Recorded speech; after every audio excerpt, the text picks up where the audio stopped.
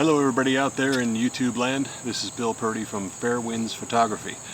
This is the initial video of a series that I'd like to do in order to discuss some of the equipment that I have and how I use it, why I use it, and why I carry the gear that I do. Pretty cool little display of my go-to lenses and cameras here. I just want to describe a little bit about what you see in front of you and what this is actually being recorded on as well. We'll start there. That is the recording camera right now is the Nikon D750. It's a few years old. It's a very good workhorse camera. It was a step up from my original full-frame camera that I got, which is the Nikon D610. The D750 has really some incredible resolution. Its high ISO performance is fantastic, and all of which was a step up from the 610 itself. The 610 was a step up from what I had previously as well. That was my first full-frame camera, which certainly makes a huge difference in resolution and the quality of pictures involved. In front of me here is the Nikon D850, which is far superior to the other two cameras I just mentioned. The 850 is double the resolution of that camera. The processor that this has processes the image much quicker. I also have some hot rod memory cards in this camera with incredible write speeds. I believe I'm upwards of 400 megabits per second write speed on this. So shooting in continuous mode, full resolution, 47 megapixel pictures, I can shoot 7 frames a second and I do not fill the buffer up. It continuously writes to those cards. So incredible setup with the 850. Having the D750 as a backup camera or a secondary camera at shoots is a privilege, and it's a wonderful tool to have. And in the box we'll usually have the 610 just in case there's a catastrophe and something happens to these two cameras. I'll still have a full frame camera in the box ready to go at any time. I get asked a lot of questions from people regarding my beach portraits and my wedding photography on, what were your settings, what did you use, what lens was that? And a lot of people expect that to be the answer in order to come up with very similar looking pictures. And anybody who knows a little bit about photography knows that that is not the case. Having the right tools and knowing how to use it, and the multitude of settings and adjustments you can make in camera before you even start taking pictures is immense. Those customized menus in here are pretty heavy duty. I'm going to stick with the gear that I have in front of you as opposed to discussing things like Canon or Sony, simply because this is my go-to, this is what I use, and this is my setup. Let's start with lenses, and I'll start with the one that you're viewing this through. You are seeing this through the Tamron 24-70, and that opens up to f2.8. It is a very general, all-around focal range. That 24-70 is good for any type of photography. In close quarters, out to wide shots, zooming in a little bit, that 70 millimeter is pretty decent when zooming in. So that is a workhorse lens that you're seeing this through right now. I guess I'll start with this one right here. On the 850 I have the Sigma 105 millimeter, and that opens up to an f1.4. Massive lens, as you can see, compared to the rest of them. The picture quality with this particular lens is phenomenal. I just can't say enough about this lens. The bokeh that this displays when I'm shooting beach portraits, I can completely obliterate the background in any picture that I'm working with, foreground as well. And then when I shut it down, when I shut the aperture down to an f8 or an f11 or f16, the lens is crystal clear, and for distant landscapes and things like that, great lens, great wedding lens. For a medium telephoto, that's a pretty good lens to have. The only drawback on it is that it's very heavy. This combination on the 850 with the Sigma 105 on it is an extremely heavy unit to carry around. I would call that at about 7-8 pounds right there. Doesn't sound like much, but when you have two cameras strapped on with two large, heavy, fast lenses, you're talking about carrying around 15-20 pounds of gear around your neck.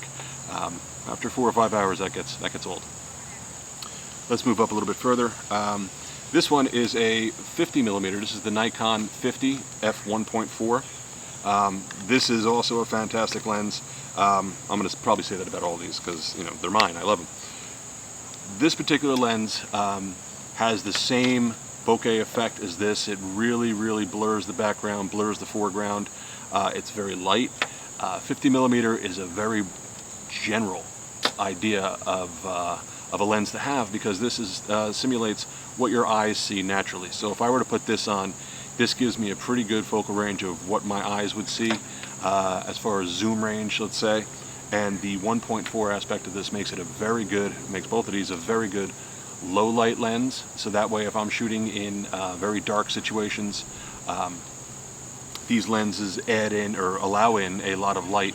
I'm going to discuss in future videos the tricks of the trade as far as shooting in low light with the other settings involved with the camera. But what I wanted to do with this video is simply to introduce you to my gear, and then in future videos talk about the technicality of using it. And you can always refer back to this video to see what lens did he have, what lens was he talking about, and hopefully I'll mention it in those videos, but if not, we're going to do that right here. So that was the 50 1.4. This particular lens right here is the Nikon 85mm 1.8. This was my first prime lens, and these three are considered prime. Actually, that's a prime, and yeah. So, prime lenses. 85mm. I bought this for a wedding for a friend, and I'd never shot it before. Took it to the wedding, began shooting, and realized that I was getting, you know, some really beautiful pictures out of it. Fantastic portrait lens. There's a lot of times that I'll go to a beach portrait and I'll bring just this lens. I'm a little distracted. There's a hummingbird directly behind the camera. This particular lens, also very light.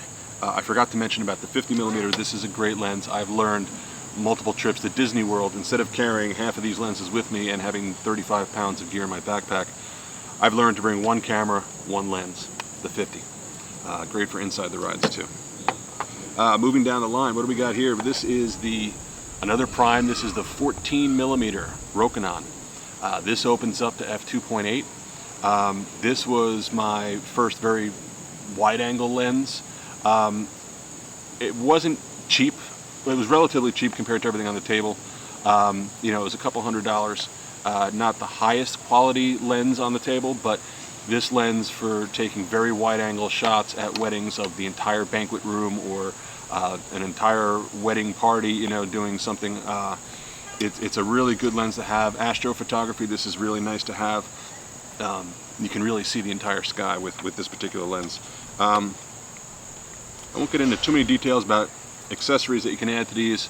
You can see it as a very wide-looking fisheye type of glass element on the front. Cool lens to use. That's sort of that's one of those lenses I'm going to put out there, and when I want to go out and have fun and take some unusual pictures, this is the one I'll grab. Moving down the line, we have the Sigma 20mm f1.4. This lens is the somewhat newest, second newest to the collection here.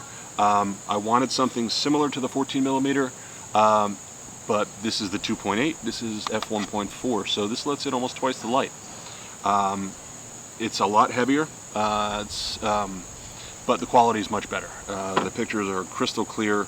20mm gives me a nice wide shot to work with. Really good lens. I'm still getting used to using it. I've only had it a few months. I believe I bought this, I went to Disney in February, and I bought this before that trip thinking I'd use this a lot. It turned out I did carry it for the entire week we were down there. Rarely used it. It was very heavy, and it stays home from now on.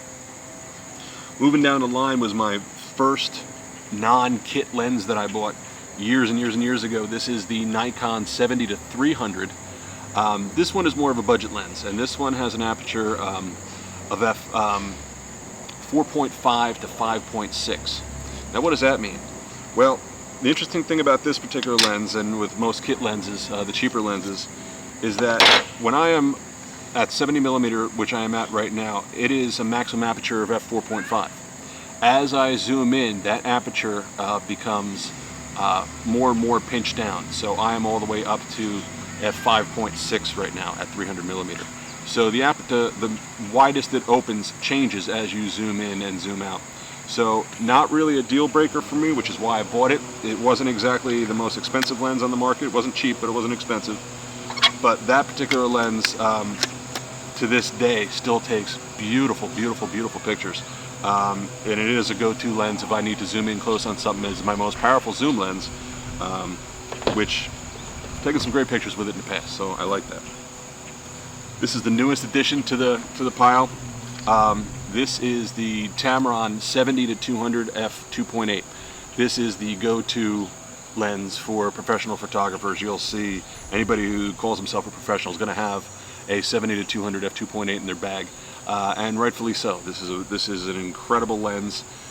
So for weddings, I would say that the lens you're watching this through, which is the 24-70, will be on one camera on my dual harness, and the 70-200 is going to be on my other camera on that dual harness. So you could imagine I, at that point, have an effective range of 24mm to 200mm at my disposal. This particular lens replaced another 70-200 that I had, which I bought used and was defective, and that was the first generation of the Tamron 70-200. This is the second generation, and fantastic lens, crystal clear, really, really beautiful, beautiful images. A lot of times people ask me about my lights, and I've had a rather incredible history with trying to find the right lights to work with me, especially on the beach, especially at weddings. These particular speed lights that I have here are identical. These are the Nikon SB700s, and I've just had them over a year. They replaced the SB600, which I had and broke because I used it to death. These flashes are great. Let me start by saying that they do quite a bit. The color and the consistency of the light that comes out of them when I'm shooting up to a certain focal length is very nice. I've been in discussion with other photographers of just how effective they are at different ranges, and when I'm shooting with a 70-200, yes, they work pretty good in bright sunlight at the 70mm range, but once I start to back up away from the subjects and zoom in a little bit in order to get that blurry background, the flashes, the speed lights lose their effectiveness, and they begin to not really illuminate or take out any of the shadows on the people's faces. So I spent a lot of years trying to figure out, all right, what lights are going to answer that. And I started with, there's a series out there called the Honey Badger lights, which are made by Interfit, I believe. And what I'll do is I'll put a link to those down below in the description of this video. They were going to be my go-to. They are non-TTL, meaning you have to manually set the amount of light that comes out of them.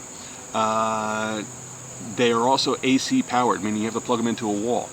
So when I was considering bringing these for beach videos, the idea was I was going to carry in a backpack a battery, you know, an RC, little mini RC car that kids drive in, one of those batteries with an inverter, and plug it in, and you get the idea. It was getting ridiculous. So I bought them, I have them, I don't use them as much as I should.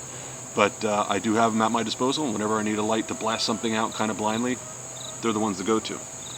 I then bought the newer Vision 5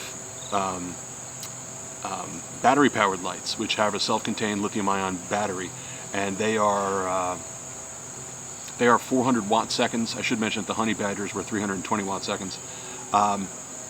So they're a little more powerful. They're self-contained, but they're large.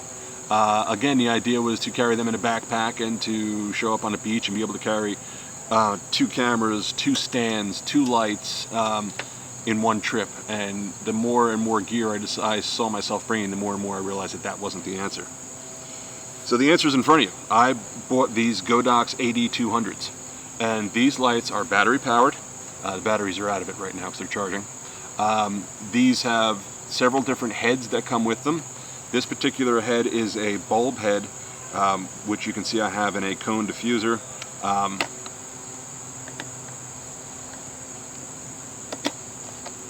So it has a bare bulb head, which already you can have some ideas on how that might work. This reflector diffuser, the diffuser comes off. The reflector works wonderfully. This is kind of my go-to setup for the beaches. These 2 lights in a backpack with 2 small stands and 2 small shoot-through umbrellas answered my remote lighting problem.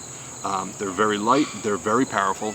I forget offhand, well, I was about to say I don't know what the watt seconds are, but I would assume that 8200s mean that they're 200 watt seconds, which is a lot better than about 70 watt seconds for a speed light. So fantastic lights. So far I haven't used them to their full potential, and I plan to. I'm going to use those in the studio, I'm going to use those at weddings, I'm going to use those in all sorts of situations, and so far they've done everything I've asked them to. I really like them. So this is a rundown of the gear, at least the hardware right off the bat, that I'm probably going to be referring to in future videos, so I just wanted you to have an idea of what I had, and we'll move on and make other videos to describe the technical ways to use these to their maximum potential. I might even take a picture of the people killing their dog down the street. Anyway, thanks for watching. We'll come back with future videos to point you in the right direction with your photography.